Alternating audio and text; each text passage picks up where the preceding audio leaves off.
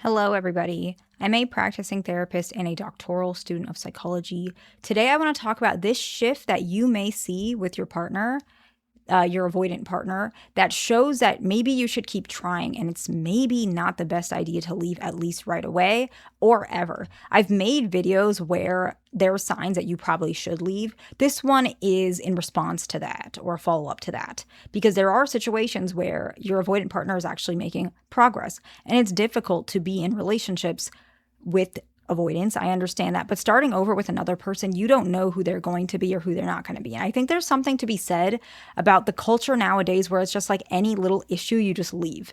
I get it if the relationship is not working. That's fine. But dating in of itself, I've noticed based on a lot of, things that you guys have shared, calls that I've had, is really difficult. So if you're with someone and it's been a long time and you feel like there is progress, sometimes for your own sake and their own sake and just the life that you guys want to build, it might be better to stay and try and resolve that relationship. And so if you see these shifts, this is a good chance that maybe the relationship is moving forward. And if you are confused which direction your relationship is going, if they are doing well, if they are doing poorly in that relationship in regards to their healing, you can book a call with me. That's pinned in the comments.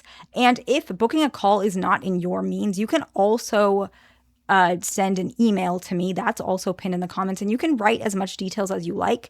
The only person that sees it is me, and you can write details for either one, or we can just discuss it in the call, but pinned in the comments.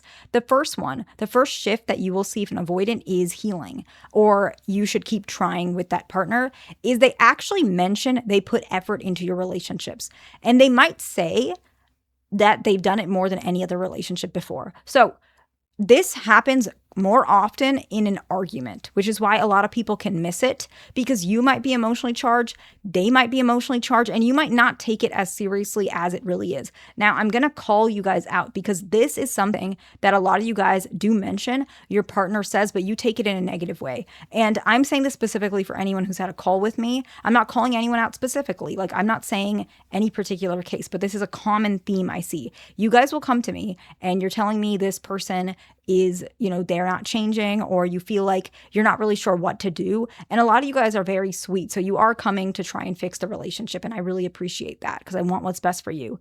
But sometimes you will say something like, well, she says that she feels like I don't notice her efforts, and I feel like she's not trying at all. So let's just look at that, okay? So female avoidant is saying that she does try and put effort and you don't see it. So she's almost like accusing you, or she feels very suffocated by some demands, or she feels like maybe you're not noticing. And you're feeling like, what do you mean? I put so much effort and I feel like the effort is imbalanced. So that's, let's say, some reason why you guys are calling me, which is a common reason. And the reality of it, yeah, you're probably right. But then she's also probably right. She is putting effort, and you guys are missing the main point of this. Is she's saying, I'm putting effort obviously because I care about you. I like this relationship. And she's fighting you and trying to say, I want you to see my effort. This is not a person that wants to give up on this relationship. This is a person in her own way that is fighting and saying, I want this relationship. I want you to see how much effort I'm giving. Another example, let's flip it. Male avoidant. He is saying, I put so much effort. I've never put this much effort in a relationship, and you don't even care. You don't even notice. And you're thinking, oh, wow, this is his maximum. This is not enough. But you're not listening to what he's saying. He didn't say it's his maximum, first of all. He's saying that he's putting so much effort and you're not acknowledging that. And the truth of the matter is, if you don't notice it, he's going to feel like you don't love him and you don't care for him, which feels backwards to you because you feel like, it seems like he doesn't love me. He's not giving enough effort, but he's putting his best foot forward for you. And this means that he does care. And this shift is a sign that the relationship is progressing forward, right? Usually once you guys get more comfortable appreciating one another, you will start seeing even more change, okay? So that's kind of where the next step comes in, okay? These are not in steps, but they can be. The next one is that they've made progress, even small amounts. Perhaps they used to, I understand, the bar is on the floor, the bar is literally like, I don't know, in the core of the earth, but perhaps they used to ghost you a lot. And now they're not ghosting you at all. Yes, that is progress. It's up to you to decide if that's worth it for you, but it is progress. Another example could be that they used to cancel on you a lot. Now they don't cancel on you much. Maybe not at all. They just don't see you as often, but it's still progress. Or even still, they always see you, but maybe it's only like once a month. There is still progress. Remember, progress does not mean it's going to stay right there. Some of you guys have calls with me and you think, I'm, worried. Is this relationship going to be like this forever? How long do I have to wait? And my thing is, you can wait as long as you want, or you don't have to wait at all. But let me ask you something, and I say this to you guys. Has he or she made progress from when you first met them to where they are now? And a lot of you guys will say, yeah, there is progress. So then what's stopping this relationship from making even more progress? Well, I'm just afraid. What if is usually some version of your answer. And again, I'm not calling you guys out, but the reality is your fear might disrupt the flow of the relationship. And that's something we do talk about. And I'm proud of all of you guys, by the way. Anyone who has had a call with me, I am very proud of you guys, especially those that I've seen multiple times.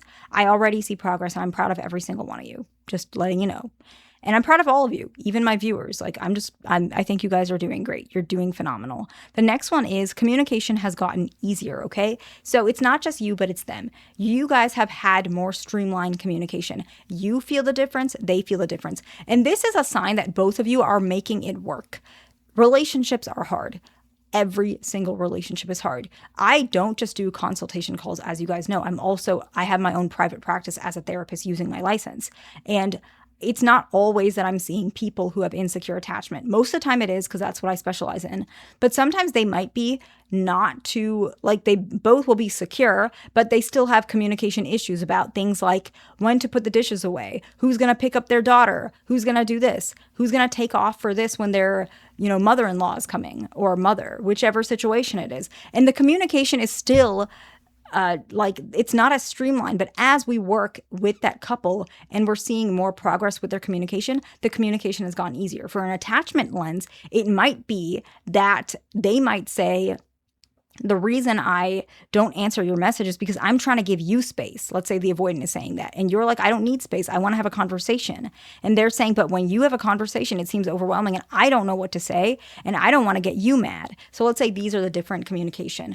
Now it's a little bit more easier. They might say, I'm trying to give you space, but I also don't want to get overly charged. I don't want to get overly upset. That's why I give some space. And you'll say, I get that. But when you give that space when you take space without telling me, I actually get more charge, which defeats the purpose of what you're doing. So they'll say, okay, that makes sense. Next time I'll just tell you. And you'll say, that will be easier. I promise I won't fight you on it. I'll give you the space you need. Now it's a little more streamlined, okay? The next one is they're more open to hearing your thoughts. You might say, hey, you know what? To be honest, I think that let's just say they have a drinking problem. It's kind of common with avoidance, a little more common with male avoidance.